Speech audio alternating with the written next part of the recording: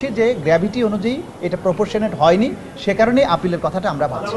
যারা সুপিরিয়র ছিল, যাদেরকে মৃত্যুদণ্ড দেওয়া হয়েছে, তাদের ব্যাপারে বলা হয়েছে তারা সুপিরিয়র কমান্ডার ছিল, তাদের দায়িত্ব ছিল এদেরকে থামানো অথবা এটার শাস্তিমূলক ব্যবস্থা গ্রহণ করা। তারা সেটা করেনি, উল্টো তারা কমান্ড দিয়েছেন, আদেশ দিয়েছেন, নির্দেশ দিয়েছেন, সে কারণেই তাদেরকে কমান্ড রেসপন্সিবিলিটিতে মৃত্যুদণ্ড দেওয়া হয়েছে।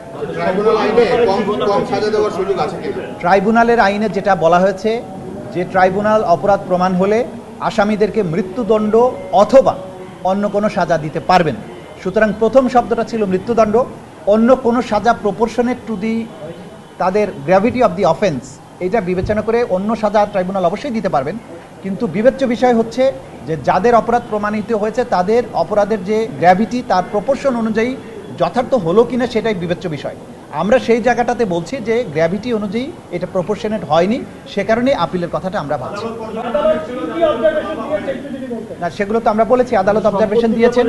আচ্ছা, যে তিনজনের বিরুদ্ধে মৃত্যুদণ্ড দেওয়া হয়েছে তাদের যত সম্পদ আছে সেগুলো রাষ্ট্রের অনুকূলে বাজেয়াপ্ত করার জন্য নির্দেশ দেওয়া হয়েছে। আর বাকিটা এই বাজেয়াপ্তকৃত সম্পদ কাদেরকে দেওয়া হবে সেই ব্যাপারটা পূর্ণাঙ্গ রায় পেলে আমরা হয়তো বুঝতে পারবো যে সেখানে কী ধরনের অবজারভেশন আছে।